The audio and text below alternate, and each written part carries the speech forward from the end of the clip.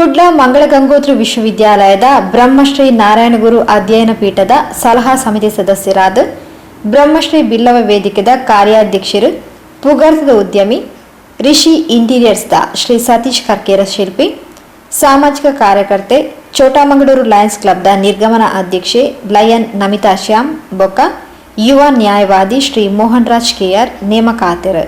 ಕುಡ್ಲ ವಿಶ್ವವಿದ್ಯಾಲಯದ ಕುಲಪತಿಲು doctor PS ಎಡಪಡಿತಾಯರು ಅಧ್ಯಕ್ಷರಾದಪ್ಪನ ಈ ಅಧ್ಯಯನ ಪೀಠದ ಸಲಹಾ ಸಮಿತಿದ ಸದಸ್ಯರನ ಅವಧಿ 3 ವರ್ಷ.